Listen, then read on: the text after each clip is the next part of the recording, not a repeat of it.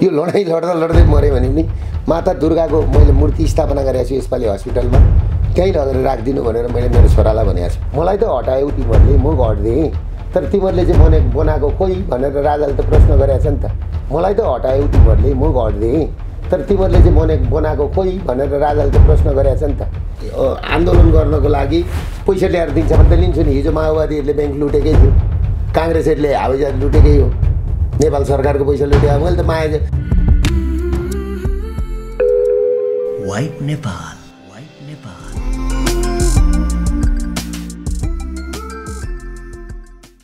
यो व्यवस्था परिवर्तन गर्ने विषयमा, यो व्यवस्थाले मान्छेलाई कहाँ पुर्याएको छ त्यो विषयमा, यो गणतन्त्रले मान्छेलाई आज झोला बोकेर हिँड्ने बनायो नि त, सुकुम्बासी बनायो है। हामीले यस्तो गणतन्त्र खोजेका थिएन नि त। त्यसले गर्दाखेरि तपाईँले के बुझ्नुहोस् भनेदेखि यो विषयमा हामीले सबैसँग कुरा गरिरहेछौँ हैन। त्यसमा पनि अब राजालाई त यो विषयमा थाहा हुने कुरो भइसक्यो। उहाँले पुरै भन्नुभयो त गणतन्त्र भनेको यस्तो हुँदैन हैन, नयाँ नेपाल भनेको यही हो भनेर त उहाँले त्यतिखेरै पुरै भैरवामा कुरो उठाउनु भएको थियो। भैरवाकी सुर्खेतमा कुरो उठाउनु भएको थियो नि त हैन। नयाँ नेपाल यही हो भनेर त राजाले नै भन्नुभएको थियो नि त। भन्न खोजेको के भने मलाई त हटायो तिमीहरूले, म घट्दिएँ, तर तिमीहरूले चाहिँ बनाएको खोइ भनेर राजाले त प्रश्न गरेको छ नि त। भनेपछि यिनीहरूले चाहिँ भन्न सकेनन् नि हामीले यो बनायौँ भनेर कि त राजालाई देखाउन सक्नु पर्थ्यो नि त, किनभने र जनताहरूलाई देखाउन सक्नु पर्थ्यो नि त हामीले यो गऱ्यौँ भनेर। एउटा कुरो त्यस्तो गलत भ्रामक समाचार हैन बेच्नको लागि दुर्गा प्रसाईको फेस बिक्छ भनेर नि जे पाए त्यही त बेच्नु भएन नि त। आन्दोलन गर्नको लागि पैसा ल्याएर दिन्छ भने त लिन्छु नि। हिजो माओवादीहरूले ब्याङ्क लुटेकै थियो, काङ्ग्रेसहरूले हावाईजहाज लुटेकै हो, नेपाल सरकारको पैसा लुट्यो। मैले त माया पारस सरकार भनेको एउटा कुरो के छ भने ऊ राज परिवारको मान्छे हो, शिक्षा दीक्षा त्यस्तै भयो हैन। अहिले एउटा कुरो के छन् भन्दाखेरि उनीहरूको विषयमा कुरा गर्ने एक दुईजना मान्छेहरू बोलेको सुन्छु, मलाई पनि गाली गरेको सुन्छु हैन, मलाई पनि गाली गरेको सुन्छु हैन। जबकि मैले उनीहरूलाई गाली पनि गरेको गर्दिनँ पनि, मैले काम गाली गर्दिनँ हैन, मलाई त गर्नु पनि छैन हैन। अब उहिले एकपल्ट उनले एक्सिडेन्ट भएर एकजना गुरुङ गायककार मरे हैन। एक्सिडेन्ट त धेरै भएका छन् नि त, दिनमा अहिले 8-10 जना मान्छे एक्सिडेन्ट भएर मरेका छन्। कहिले गायककारै मरेका छन्, कहिले हिरो हिरोइन पनि मरेका छन्। त्यो त मान्छेहरू मरिरहेछन्, त्यो त एउटा एक्सिडेन्ट भएपछि मर्छ। त्यही कुरालाई ल्याएर हैन मूर्ति चोर भनेर हैन। यहाँ त मान्छे नि नेपालीलाई भुटानी बनाएर बेचे त। उनीहरूलाई इङ्ग्लिस भन्दा पढ्तिर आउँदैन, बोर्डिङ स्कुल पढे, त्यही संस्कारमा हुर्के, उनीहरूलाई यस्तो कुरो आउँदैन। सुजाता कोइरालाले के भन्नु भने प्रचण्ड भनेको त राक्षस जस्तो लाग्छ भनेर भन्नुहुन्थ्यो। भरे भेट भइसकेपछि के भन्नु त उहाँ त एउटा महान नेता हुनुहुँदो रहेछ, मेरो बुवा जस्तै लाग्यो भनेर भन्नुभयो क्या। मान्छेले प्रचण्डलाई चाहिँ राक्षस बनाइदिएको थियो त्यो टाइममा। अनि भरे गएर तपाईँको चाहिँ नि कुरा के भयो भन्दाखेरि प्रचण्डसँग सुजातालाई भेटिसकेपछि उहाँ त मेरो बुवा जस्तै हुनुहुँदो रहेछ, महान हुनुहुँदो रहेछ भन्नुहुन्थ्यो। राज परिवार भनेको तपाईँको नि कसैको के गर्दैछ, कसैको मलामी गएका छैनन्, कसैको बिहामा गएका छैनन्, कसैको पूजामा गएका छैनन्, कसैको मकैबारी फाँड्दा छैनन्, कसैको सिमाना मिच्न गएका छैनन्।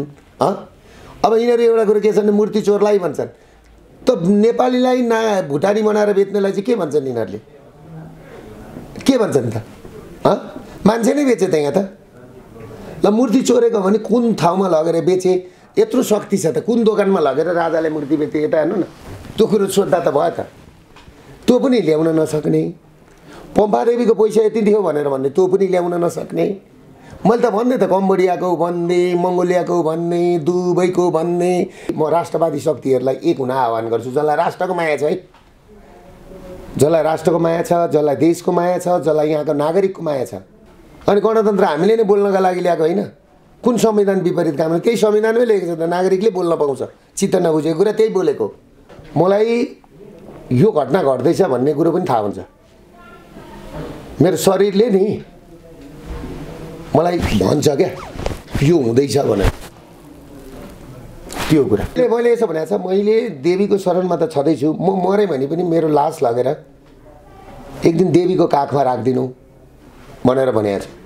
यो लडाइँ लड्दा लड्दै मऱ्यो भने पनि माता दुर्गाको मैले मूर्ति स्थापना गरेको छु यसपालि हस्पिटलमा, त्यहीँ लगेर राखिदिनु भनेर मैले मेरो छोरालाई भनेको छु। बाहिरको व्यक्ति हुन्छ एउटा, बाहिरदेखि नै एउटा आवरणमा भित्रको एउटा हुन्छ। म जीवनमा ढाँट्दिनँ, तपाईँले बुझ्नु होला नि, फेरि जिन्दगीमा ढाँट्दिनँ।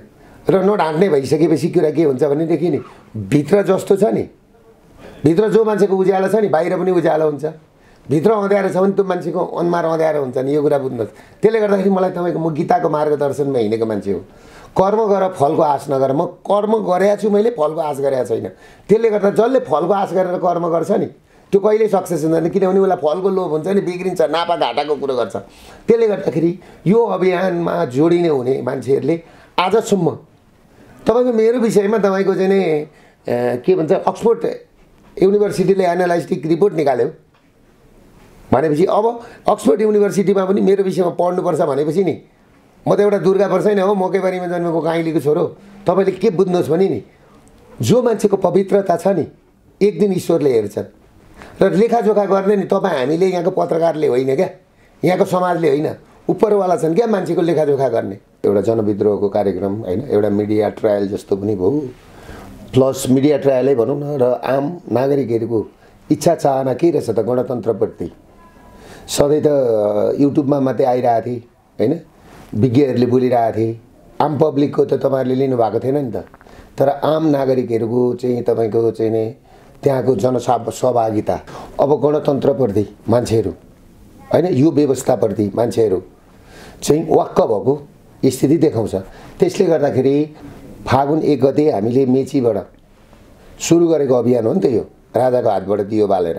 यो व्यवस्थाले मान्छेलाई कहाँ पुर्याएको छ त्यो विषयमा यो गणतन्त्रले मान्छेलाई आज झोला बोकेर हिँड्ने बनायो नि त, सुकुम्बासी बनायो होइन।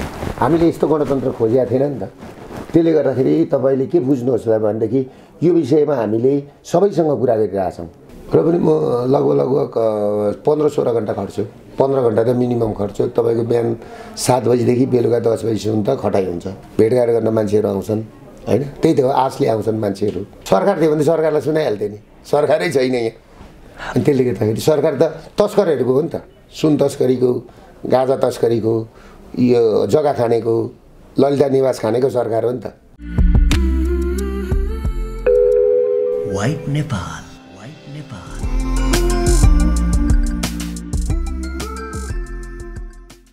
एउटा कुरो त्यस्तो गलत भ्रामक समाचार होइन बेच्नको लागि दुर्गा परसाईको फेस भिक्षा भनेर नि जे पाए त्यही त बेच्नु भएन नि त। एउटा जनविद्रोहको कार्यक्रम होइन, एउटा मिडिया ट्रायल जस्तो पनि भयो, प्लस मिडिया ट्रायलै भनौँ न। र आम नागरिकहरूको इच्छा चाहना के रहेछ त गणतन्त्रप्रति।